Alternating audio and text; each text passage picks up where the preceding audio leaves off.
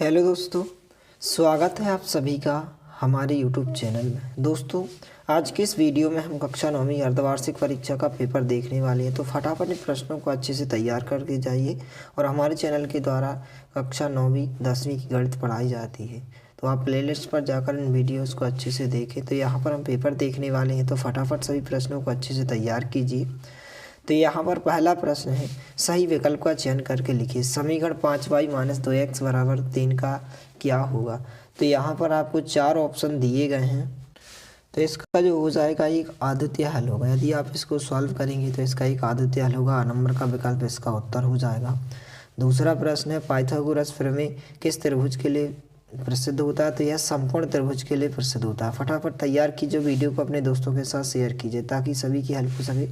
इसके बाद तीसरा प्रश्न है, दो संख्याओं का योग 25 व अंतर 5 है तो संख्या होगी। तो यहाँ पर 4 विकल्प दिए गए, इनमें से जो संख्या होंगी 15 और 10 होंगी। कितनी होंगी? 15 और 10। नंबर का विकल्प होगा।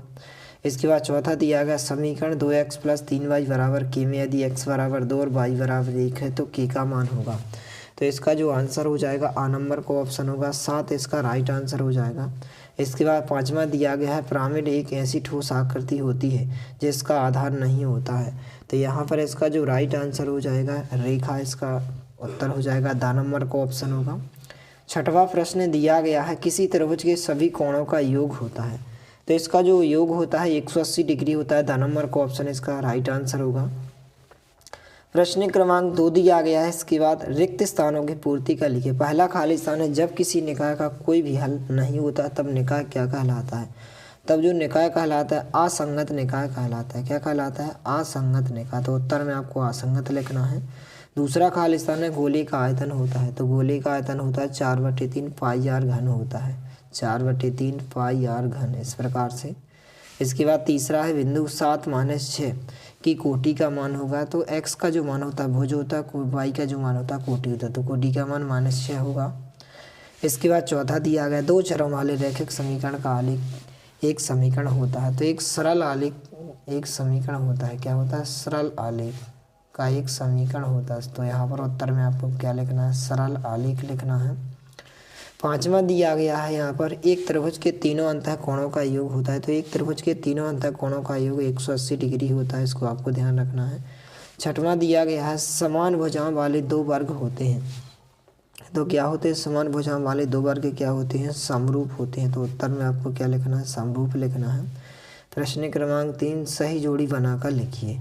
तो यहाँ पर स्तंभ और बाद दिए गए हैं। पहला है a+ करनी b और a- करनी b। तो यहाँ पर यदि आप इसको सॉल्व करेंगे तो पहले की सही जोड़ी आपको 4 नंबर के ऑप्शन से मिलाना। दूसरा है x अक्ष का समीकरण। तो x अक्ष का समीकरण x = 0 होता है। तो यहाँ पर डा नंबर का ऑप्शन होगा। तीसरा, वृत्त की सबसे बड़ी जीवा। तो वृत्त की सबसे बड़ी जीवा व्यास होती है। घ नंबर का ऑप्शन। हीरोन का सूत्र S = जो होता है a + b + c/2 होता है। गोले का आयतन होता है 4/3 πr वर्ग होता है। सबसे अधिक बार आने वाला प्रेक्षण क्या कहलाता है? बहुलक कहलाता है। इस प्रकार से सही जोड़ियां हो जाएंगी। प्रश्न क्रमांक 4 है, एक शब्द या एक वाक्य में उत्तर दीजिए। तो किसी त्रिभुज में अधिकतम कितने अधिक कोण हो सकते हैं। तो आपको ध्यान रखना है केवल एक हो सकता है। कितना हो सकता है? एक। दूसरा दिया गया है, वृत्त की सबसे बड़ी जीवा क्या कहलाती है। तो वृत्त की सबसे बड़ी जीवा जो है व्यास कहलाती है। आपको उत्तर में ध्यान रखना है, व्यास हो जाएगा। तीसरा है, एक द्विघात बहुपद का एक उदाहरण दीजिए। तो आप इस प्रकार से लिख सकते हैं, ax² + bx + c द्विघात बहुपद। या फिर आप इस प्रकार से भी लिख सकते हैं 2x² और यहाँ पर कुछ इस प्रकार से 2x + 3 = 0। कोई भी आप इस प्रकार से लिख सकते हैं। इसके बाद जो यहाँ पर दिया गया है चौथा प्रश्न, समबाहु त्रिभुज क्या होता है। तो समबाहु त्रिभुज की परिभाषा हो जाएगी कि ऐसा त्रिभुज जिस त्रिभुज की तीनों भुजाएं क्या होती हैं? बराबर होती हैं, उसे समबाहु त्रिभुज कहते हैं। जिस त्रिभुज की तीनों भुजाएं बराबर होती हैं उसे समबाहु त्रिभुज कहते हैं। पांचवा है, दीर्घवृत्तखंड में आंतरिक कोण कैसा होता है। तो यह होता है अधिक कोण। पांचवें का आंसर क्या हो जाएगा? अधिक कोण होगा। क्या हो जाएगा? अधिक कोण होगा। तो पांचवें के उत्तर में आप अधिक कोण लिखेंगे। इसके बाद छठवा दिया गया है, इसमें जो है आपको बहुलक ज्ञात करना है। तो सबसे अधिक बारंबारता वाला बंटन। तो सबसे अधिक बार 4 आया है, तो इसमें यहाँ पर बहुलक का मान 4 हो जाएगा।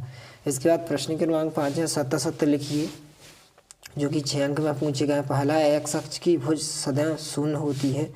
तो यह कथन आपका सत्य हो जाएगा। इसके बाद दूसरा लघुत्तम समावर्तक इंटू महत्तम समावर्तक बराबर बहुपद का गुणनफल होता है, तो यह कथन भी आपका क्या हो जाएगा, सत्य हो जाएगा। तीसरा दिया गया समचतुर्भुज का क्षेत्रफल उसके विकर्णों के गुणनफल के क्या होता है, बराबर होता है, तो तीसरा कथन आपका क्या हो जाएगा, असत्य हो जाएगा। इसके बाद चौथा दिया गया है त्रिभुज के तीनों कोणों का योग 180 डिग्री होता है, तो यह कथन आपका क्या हो जाएगा, सत्य हो जाएगा। इसके बाद पांचवा दिया गया है समबाहु त्रिभुज का प्रत्येक कोण 50 अंश का होता है, तो यह कथन आपका क्या हो जाएगा, असत्य हो जाएगा। इसका प्रत्येक कोण 60 अंश का होता है। इसके बाद छठवां दिया है वृत्त की सबसे बड़ी जीवा त्रिज्या कहलाती है, तो यह कथन आपका क्या हो जाएगा, असत्य हो जाएगा इस प्रकार से। इसके बाद यहाँ पर प्रश्न क्रमांक 6 दिया गया है, इस प्रकार से आपको प्रश्नों को तैयार करना है। परिमेय संख्या क्या होती है, तो ऐसी संख्या जिन्हें हम P/Q के रूप में लिख सकते हैं परिमेय संख्या कहलाती हैं। और यदि आप इनके आंसर चाहते हैं तो आपको इसकी PDF जल्द से जल्द हमारे व्हाट्सएप ग्रुप पर उपलब्ध कराई जाएगी, तो हमारे व्हाट्सएप ग्रुप को ज्वाइन कीजिए। नीचे डिस्क्रिप्शन बॉक्स में लिंक दी गई, तो इस प्रकार से प्रश्न दिए गए हैं। प्रश्नों को आप देखते जाइए, इनको आपको अच्छे से सॉल्व करके देख लेना है और अच्छे से तैयार करना है। और चैनल पर नए हैं तो प्लीज़ चैनल को सब्सक्राइब जरूर करें। इस प्रकार से प्रश्न दिए गए, सभी प्रश्नों को आपको अच्छे से तैयार करके जाना है कुछ इस प्रकार से। तो मिलते हैं अगले वीडियो में, तब तक के लिए जय हिंद, वंदे मातरम।